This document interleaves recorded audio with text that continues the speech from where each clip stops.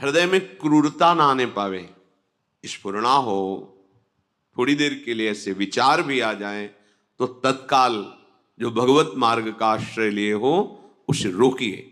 आन संशयम परो धर्मा, किसी की किसी भी तरह से क्रूरतापूर्ण वृत्ति के द्वारा हमारी कोई चेष्टा ना हो, ये परम धर्म है। अगर वर्तमान में कोई अपराध नहीं है और पूर्व अपराध का फल भगवान भगवाना चाहते हैं तो धैर्य पूर्वक भोग लो। आगे आपको भगवत धाम जाना है, बिल्कुल घबराने की जरूरत नहीं है।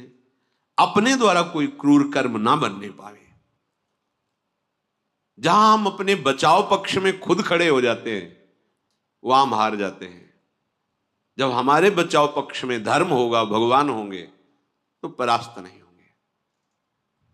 आनशंशम परो धर्म, क्रूरता का अभाव ये परम धर्म है। हृदय में क्रूरता, दूसरे को किसी भी तरह कष्ट देने का भाव बिल्कुल नहीं होना चाहिए। क्षमा च परमम बलम, सबसे बड़ा बलवान कौन कहा जाता है? जिसके हृदय में क्षमा होता है। बहुत कठिन बात है क्षमा करना। दंड देना बहुत सरल बात है, लेकिन क्षमा करना बड़ा कठिन बात है।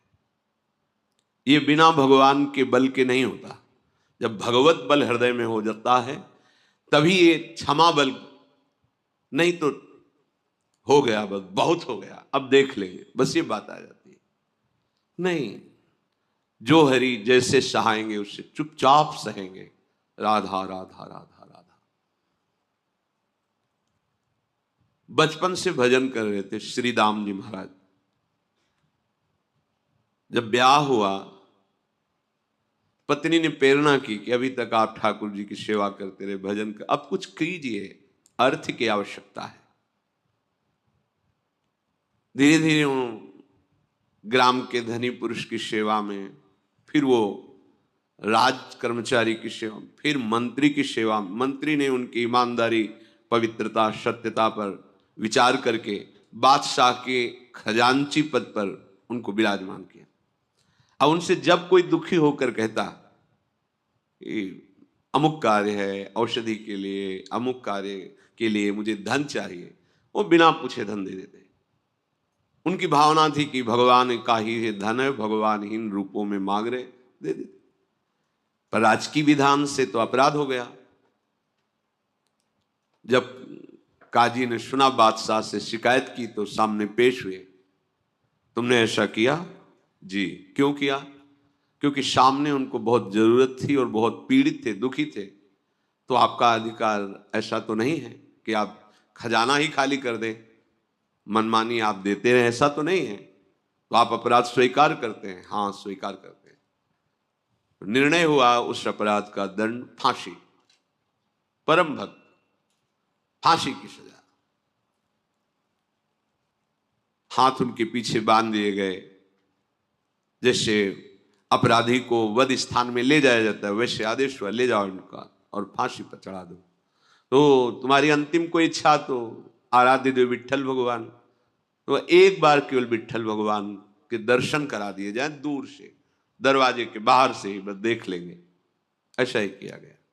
दरवाजे पे गए, ठाकुर जी को देखा, बोले आप राजी हो? आप राजी हो तो हम राजी हैं,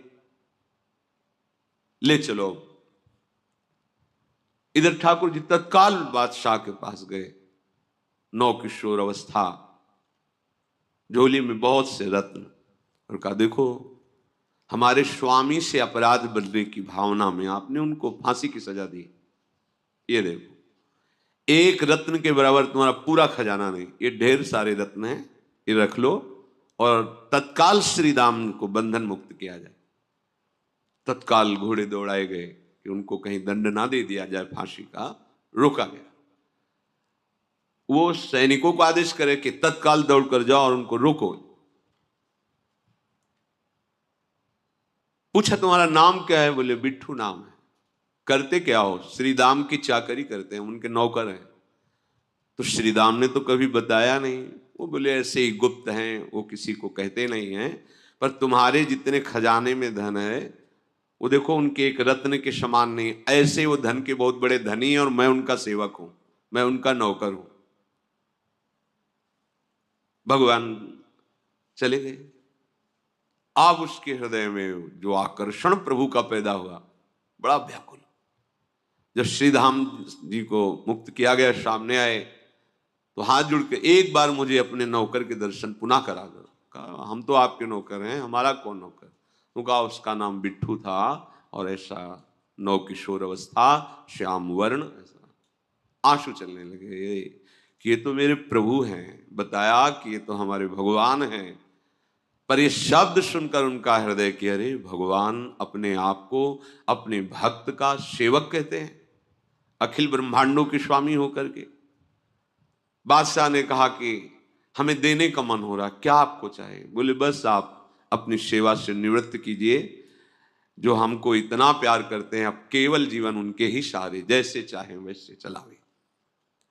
ऐसा नहीं कि विपत्तियां नहीं आती, संकट, बड़े बड़े संकट आते हैं, पर हम धैर्य धारण करें, क्रूरता हमारे हृदय में ना आ जाए, अश्रद्धा ना आ जाए, नास्तिकता ना आ जाए कि कहां भगवान है, ऐसा क्यों हुआ।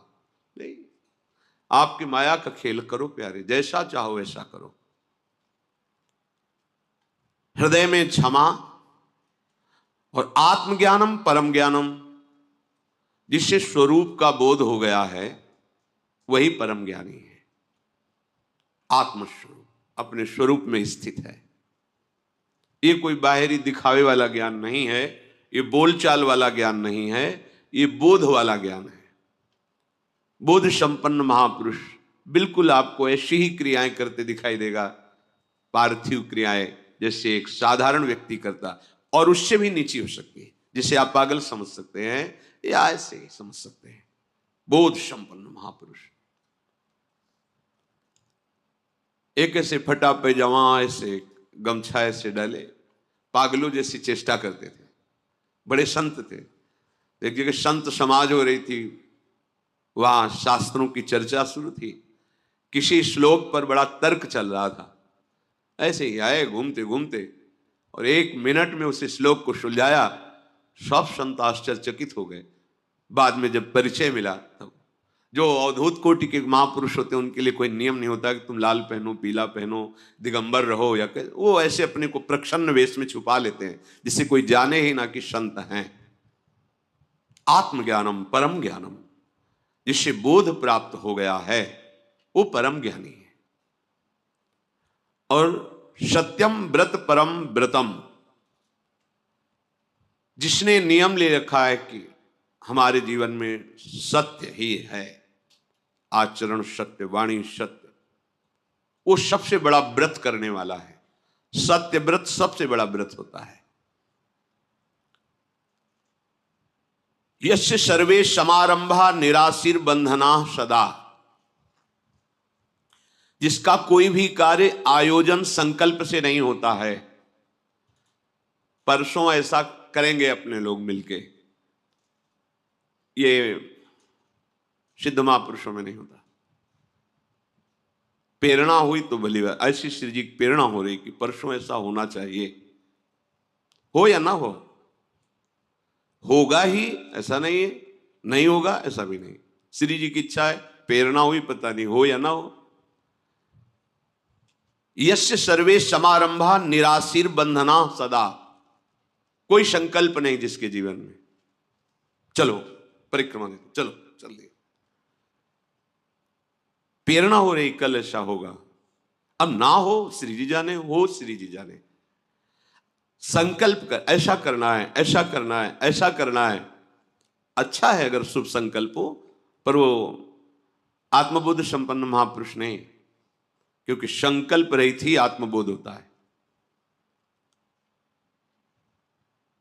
बड़ी उत्तम स्थिति होती है बोधवान की। कर्माण श्रुति बोधितानि नितराम कुर्वन्तु कुर्वन्तु मां, वो शास्त्र के अनुसार कर्म करे या ना करे। श्रीमद् राधा सुधा, विषयान ग्रहणन्तु मुंचन्तु आ विषय भोगे या त्याग दे, कैर्वा भाव रहस्य पारगमति श्री राधिका प्रेषा।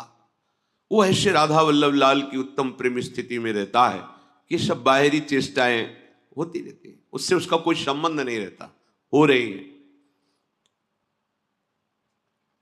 कभी भी हमें किसी भी कार्य का संकल्प नहीं करना।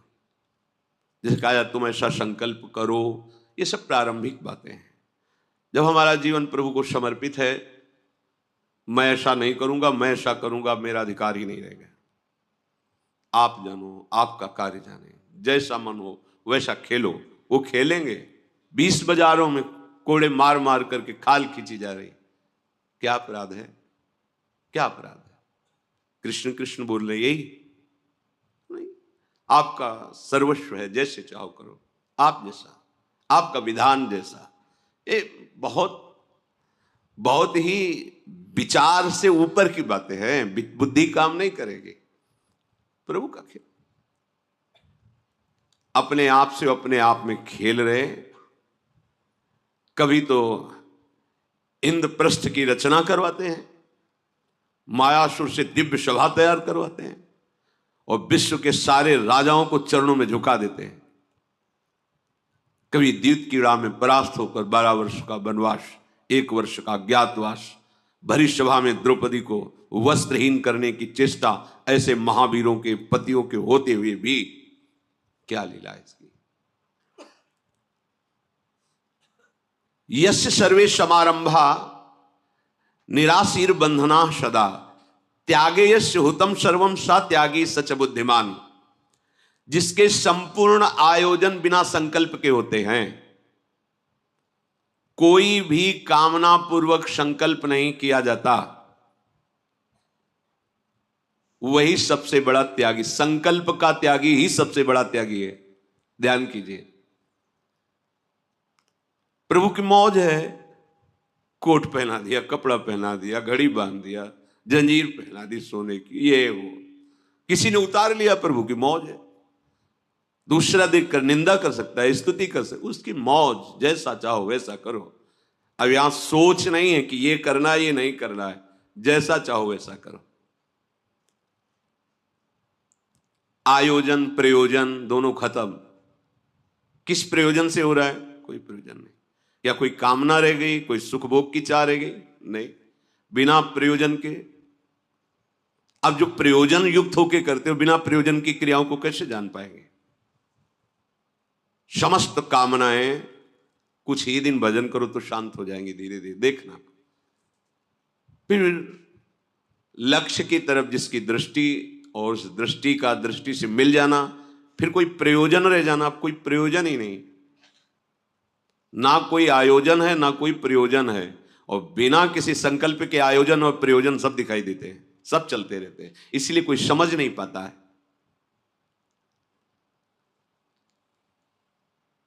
जब सत्राजित का वध हुआ, सत्यभामा के पिता, हस्तिनापुर में भगवान थे, सूचना पहुंची साधु, तो ऐसे रो रहे हैं पढ़ के भागवत कि भारी विपत्ति आ गई, अब हम लोग तो बहुत संकट में फंस गए, समंतक मणि ले गया और देखो हमारे ससुर को मार गया। और सत्यभामा जी रो रही और वो भी रो रहे हैं। वैसे तो लगता है हमारे लीला बिहारी, आपकी सारी लीला चल, कैसे कोई आपको जाल। वही स्थिति जो भगवान के निरंतर, वही स्थिति अंदर वैसे तुम्हें दिखाई देगी। परम ज्ञान की चरम सीमा को प्राप्त श्री विदेह राज जनक, राजा है सब कुछ। जब ऊंचाई पर स्थिति पहुंचती तो फिर उसमें ये आयोजन प्रयोजन नहीं रहते। बिना आयोजन प्रयोजन के सब आयोजन और प्रयोजन होते रहते हैं। सारे प्रयोजन बिना आयोजन के, सारे आयोजन बिना प्रयोजन के। अर्थात सारे कार्यों की पूर्ति कोई संकल्प से नहीं होती। कार्य हो रहे हैं, उनकी पूर्ति अपूर्ति में सम है। लाभा लाभो जया जयो, प्रभु जैसी तुम्हारी इच्छा। वहां अपनी इच्छा का पूर्ण समर्पण प्रभु की इच्छा में। सबसे बड़ा त्यागी वही है जिसने संकल्प का त्याग कर दिया है। आप कोई संकल्प नहीं, वही बुद्धिमान, वही महात्मा। कोई संकल्प, जैसा चाहो। कल क्या करना है प्रभु जाने।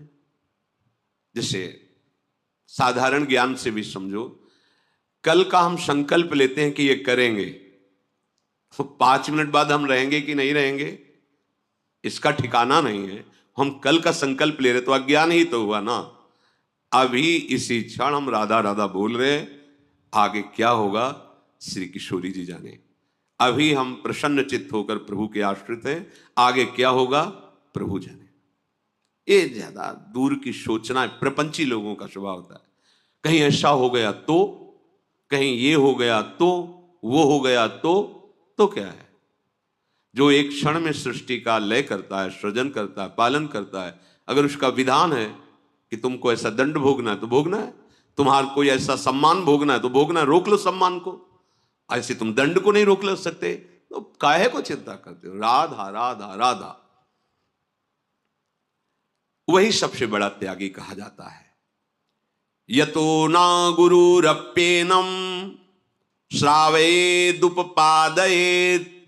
तम विद्यात् ब्रह्मणो योगम वियोगम योग संगीतम। सबसे बड़ा गुरु वही है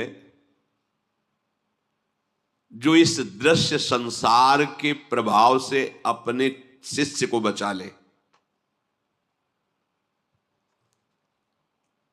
वही गुरु है। ये दृश्य संसार प्रभाव डालता है ना, अच्छा बुरा, यश हो रहा तो खुशी हो रहे, अपयश की बात आई तो घबरा के बैठ गए, अब क्या होगा। वही होगा जो राम जी को भाएगा, संतों लिखा है, वही होगा, वही होगा जो प्रभु चाहते हैं। प्रभु क्या चाहते हैं, कोई ऑपरेशन होना होगा, मान लो अगर दंड मिलना, कोई ऑपरेशन होना होगा, रह गया होगा कोई फोड़ा, सड़न पैदा कर रहा होगा, उसका ऑपरेशन हो जाएगा। या और खूंटे पे ऊपर से ठोक लगा करके नीचे गहराई से गाड़ना होगा, उनका खेल है। अगर हम सत्य मार्ग पर, भगवत मार्ग पर चलते, देखो सत्य मार्ग का स्वरूप बड़ा सूक्ष्म है। युधिष्ठिर जी क्या नहीं जानते कि द्वित कीड़ा निषिद्ध है, शास्त्रों में निंदा की गई है जुआ की, सब मना कर रहे हैं, भीष्म जी भी, द्रोणाचार्य जी भी, बड़े हमारा क्षत्रिय धर्म, उन्होंने कहा है तो पिता की आज्ञा है, जैसा भी हो गया।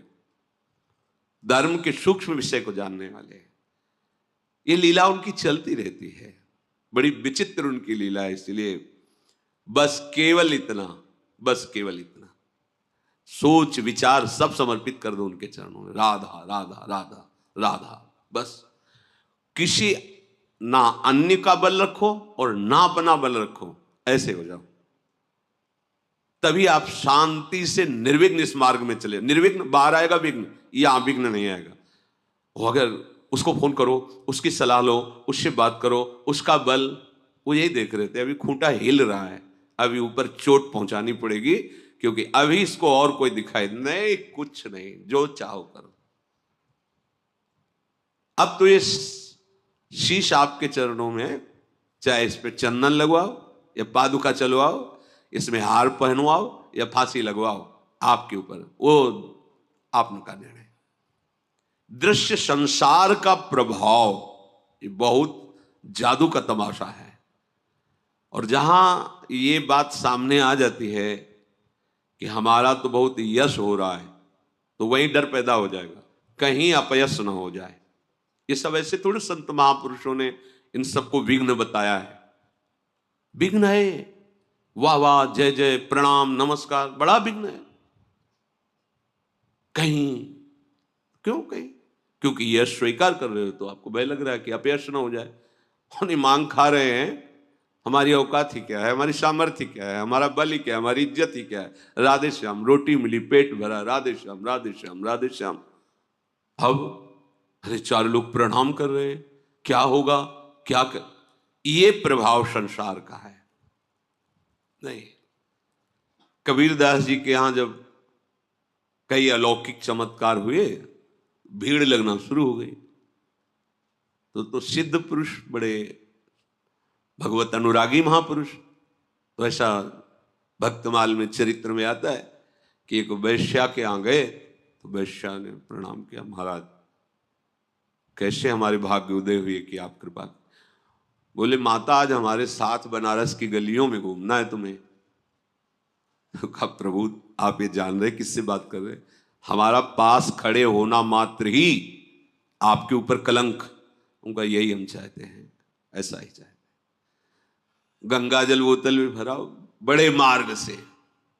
अरे बोले देखो हम कह ही रहे थे ना, कह ही रहे थे कि ये सब बड़ा, यहां तक कि राजा की भी अश्रद्धा हो गई। शिष्य था, राजा की भी अश्रद्धा की, ऐसा क्या, मतलब गुरुजी वैश्या के साथ ऐसा है, और गंगा जल बोतल में अब लीला समर्थ महापुरुष है। अरे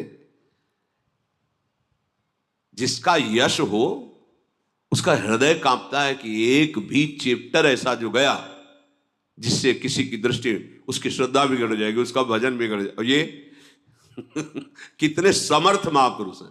आना बंद, अब सुबह से खूब आनंद पूर्वक भजन चल रहा है, खूब निश्चिंत प्रभु के चिंतन में लगे हुए। ये यश कोई अच्छी चीज थोड़ी है, ये अंतिम खाई है जहां गिरा दिया जाता है।